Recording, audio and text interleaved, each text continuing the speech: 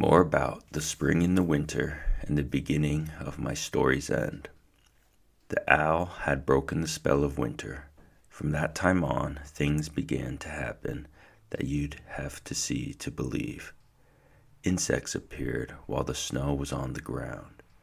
Birds built nests, raccoons mated, foxes called to each other, seeking again their lifelong mates.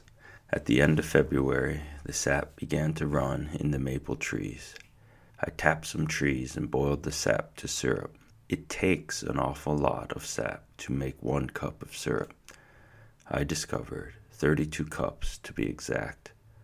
All this, and I was still in my winter fur-lined underwear. 1 or 2 birds returned.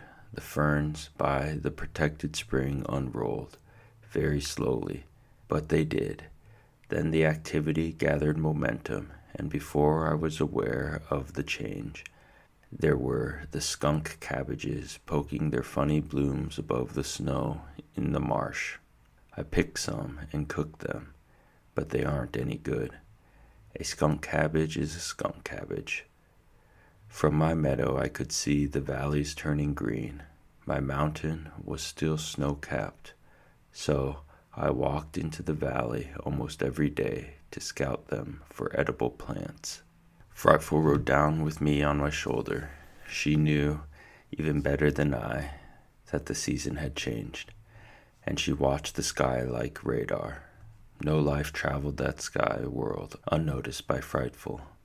I thought she wanted to be free and seek a mate, but I could not let her. I still depended on her talents and company. Furthermore, she was different, and if I did let her go, she probably would have been killed by another female. For Frightful had no territory other than the hemlock patch, and her hunting instincts had been trained for man. She was a captive, not a wild bird, and that is almost another kind of bird. One day I was in the valley digging tubers and collecting the tiny new dandelion shoots when Frightful saw another duck hawk and flew from my shoulder like a bolt, pulling the leash from my hand as she went. "Frightful," I called, "you can't leave me now." I whistled, held out a piece of meat, and hoped she would not get her leash caught in a treetop. She hovered above my head, looked at the falcon, and then at my hand, folded her wings, and dropped to my fist. "I saw that," a voice said. I spun around to see a young man about my own age, shivering at the edge of the woods. "You're the wild boy, aren't you?" I was so astonished to see a human being in all this cold, thawing silence that I just stood and looked at him. Then I gathered my wits and replied, "No, I'm just a citizen." "Ah, gee," he said with disappointment. Then he gave into the cold and shivered until the twigs around him rattled. He stepped forward. "Well, anyway, I'm Matt Spell. I work after school on the Poughkeepsie New Yorker, a newspaper. I read all the stories about the wild boy who lives in the Catskills, and I thought that if I found him and got a good story, I might get to be a reporter. Have you ever run across him? Is there such a boy?" "Ah, it's all nonsense," I said as I gathered some dry wood and piled it near the edge of the woods. I lit it swiftly, hoping he would not notice the flint and steel. He was so cold and so glad to see the flames that he said nothing. I rolled a log up to the fire for him and shoved it against a tree that was blocked from the raw, biting wind by a stand of hawthorns. He crouched over the flames for a long time, then practically burnt the soles off his shoes warming his feet. He was that miserable. "Why didn't you dress warmer for this kind of trip?" I asked. "You'll die up here in this damp cold." "I think I'm dying," he said, sitting so close to the fire he almost smothered it. He was nice looking, about 13 or 14, I would have to say. He had a good, bold face, blue eyes, hair about the color of my stream in the thaw. Although he was big, He looked like the kind of fellow who didn't know his own strength. I liked Matt. "I've still got a sandwich," he said. "Want half?" "No thanks," I said. "I brought my lunch." Frightful had been sitting on my shoulder through all this, but now the smoke was bothering her, and she hopped to a higher perch. I still had her on the leash. "There was a bird on your shoulder," Matt said. He had nice eyes. "Do you know him?" "I'm sort of an amateur falconer," I replied. "I come up here to train my bird. It's a she. Frightful is her name. Does she catch anything?" "Now and then." "How hungry are you?" I asked as his second bite finished the sandwich. "I'm starved, but I don't share your lunch. I have some money. Just tell me which road takes you toward Delhi." I stood up and whistled to Frightful. She flew down. I undid her leash from her jesses. I stroked her head for a moment, then threw her into the air and walked out into the field, kicking the brush as I went. I had noticed a lot of rabbit tracks earlier and followed them over the muddy earth as best I could. I kicked up a rabbit, and with a twist, Frightful dropped out of the sky and took it. Roast rabbit is marvelous under any condition, but when you're cold and hungry, it is superb. Matt enjoyed every bite. I worked a small portion to be sociable, for I was not especially hungry. I dared not offer him the walnuts in my pocket, for too much had been written about that boy living off nuts. "My whole circulatory system thanks you," Matt said. He meant it, for his hands and feet were now warm, and the blue color had left his lips and was replaced by a good warm red. "By the way, what's your name?" "Sam. Sam Gribley," I said.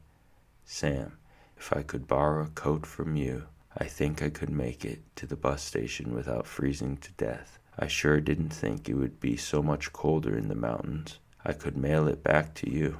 "Well," I hesitated, "my house is pretty far from here.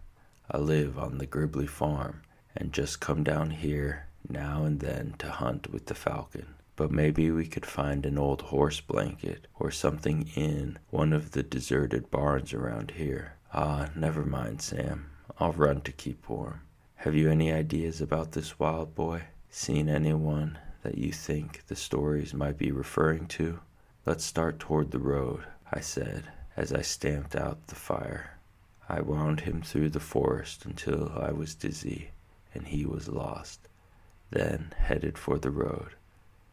At the edge of the woods, I said, "Matt, I have seen that boy." Matt's spell stopped. "Gee, Sam, tell me about him." I could hear paper rattle. I saw that Matt's cold hands were not too stiff to write in his notebook. We walked down the road a bit, and then I said, "Well, he ran away from home one day and never went back. Where does he live? What does he wear?" We sat down on a stone along the edge of the road. It was behind a pine tree and out of the ripping wind. "He lives west of here in a cave. He wears a bearskin coat, has long hair, all matted and full of burrs, and according to him, he fishes for a living." "You've talked to him?" he asked brightly. "Oh, yes, I talked to him." "Oh, this is great," he wrote furiously. "What color are his eyes?" "I think they are bluish gray with a little brown in them." "His hair?" "Darkish. I couldn't really tell under all those coon tails." "Coon tails? Do you suppose he killed them himself?" "No, it looked more like one of those hats you get with cereal box tops." "Well, I won't say anything about it then. Just coontail hat." "Yeah, coontail hat's enough," I agreed. "And I think his shoes were just newspapers tied around his feet. That's good insulation, you know." "Yeah," Matt wrote that down. "Did he say why he ran away?" "I never asked him. Why does any boy run away?" Matt put down his pencil and thought. "Well, I ran away once because I thought how sorry everyone would be when I was gone. How they'd cry and wish they'd been nicer to me." He laughed. Then I said, "I ran away once because I wanted to do something else." "That's a good reason," said Matt. "Do you suppose that's why?" By the way, what's his name? I never asked him, I said truthfully. But do you suppose he really eats and lives on? Asked Matt. Fish, roots, berries, nuts, rabbits. There's a lot of food around the woods if you look for it, I guess. Roots? Roots wouldn't be good. Well, carrots are roots. By golly, they are. And so are potatoes, sort of. Fish? Pondered Matt.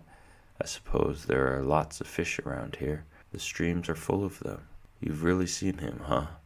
He really is in these mountains. Sure, I've seen him, I said. Finally, I stood up. I gotta get home. I go the other way. You just follow this road to the town, and I think you can get a bus from there. Now wait, he said. Let me read it back to you and check the details. Sure. Matt stood up and blew on his hands and read. The wild boy of the Catskills does exist. He has dark brown hair, black eyes, and wears a handsome deerskin suit that he apparently made himself. He is ruddy and in excellent health, and is able to build a fire with flint and steel as fast as a man can light a match. His actual dwelling is a secret, but his means of support is a beautiful falcon. The falcon flies off the boy's fist and kills rabbits and pheasants when the boy needs food. He only takes what he needs. The boy's name's not known, but he ran away from home and never went back. No, Matt, no, I begged. I was about to wrestle it out of him when he said furtively, I'll make a deal with you. Let me spend my spring vacation with you, and I won't print a word of it. I'll write only what you've told me. I looked at him and decided that it might be nice to have him. I said, I'll meet you outside town any day you say, providing you let me blindfold you and lead you to my home, and providing you promise not to have a lot of photographers hiding in the woods. Do you know what would happen if you told on me? Sure. The newsreels would roll up, the TV cameras would arrive, reporters would hang in the trees, and you'd be famous. Yes, and back in New York City. I'll write what you said, and not even your mother will recognize you. Make it another town, and it's a deal, I said. You might say I'm working for civil defense, doing research by learning to live off the land. Tell them not to be afraid, that crayfish are delicious, and caves are warm. Matt liked that. He sat down again. Tell me some of the plants and animals you eat, so that they will know what to do. We can make this informative. I sat down and listed some of the better wild plants and more easily obtainable mammals and fish. I gave him a few good recipes and told him that I didn't recommend anyone trying to live off the land unless they liked oysters and spinach. Matt liked that. He wrote and wrote. Finally, he said, My hands are cold. I'd better go. But I'll see you on April 12th at 3:30 outside of town, okay? And just to prove that I'm a man of my word, I'll bring you a copy of what I write. Well, you better not give me away. I have a scout in civilization who follows all these stories. We shook hands and departed at a brisk pace. I returned to my patch on the mountain, talking to myself all the way. I talk to myself a lot, but everyone does. The human being, even in the midst of people, spends 9/10 of his time alone with the private voices of his own head. Living alone on a mountain is not much different, except that your speaking voice gets rusty. I talked inside my head all the way home, thinking up schemes, holding conversations with Bando and Dad and Matt Spell. I worded the article for Matt after discussing it with Bando, and made it sound very convincing without giving myself up. I kind of wanted to write it down and send it to Matt, but I didn't. I entered my tree, tied Frightful to the bedpost, and there was Jesse Coon James. It had been months since I'd seen him. He was curled up on my bed, asleep. A turtle shell that had been full of cracked walnuts was empty beside him. He awoke, jumped to the floor, and walked slowly between my legs and out the door. I had the feeling Jesse was hoping I had departed for good, and that he could have my den. He was a comfort-loving creature. I was bigger and my hands were freer than his, so he conceded me the den. I watched him climb over the Baron's rock and shinny up a hemlock. He moved heavily into the limbs, and it occurred to me that Jessie was a she-Jessie, not a he-Jessie. I cooked supper and then sat down by my little fire and called a forum. It was very sociable inside my head, and I have perfected the art of getting a lot of people arguing together in silence, or in a forum, as I prefer to call it. I can get all 4 people all talking at once, and a 5th can be present, but generally I can't get him to talk unless these forums discuss such things as a storm and whether or not it is coming, how to make a spring suit, and how to enlarge my house without destroying the life in the tree. Tonight, however, they discussed what to do about Matt's spell. Dad kept telling me to go right down to the city and make sure he published nothing, not even a made-up story. Bando said, "No, it's all right. He still doesn't know where you live." And then Matt walked into the conversation and said that he wanted to spend his spring vacation with me and that he promised not to do anything untoward. Matt kept using untoward. I don't know where he got that expression, but he liked it and kept using it, and that's how I knew Matt's spell was speaking. Everything was untoward. That night I fell asleep with all these people discussing the probability of my being found and hauled back to the city. Suddenly Frightful broke into the conversation. She said, "Don't let Matt come up here. He eats too much." That was the first time that Frightful had ever talked in a forum. I was delighted, for I was always sure that she had more to say than a few cries. She had not missed Matt's appetite. The forum dissolved in a good humor, everyone being delighted with Frightful. I lifted my head to look at her. She had her beak in the feathers of her back, sound asleep. She spoke in my head, however, and said, "You really want to be found, or you would not have told Matt all you did." "I like you better when you don't talk," I said, pulled the deer hide over me, and fell into a deep sleep.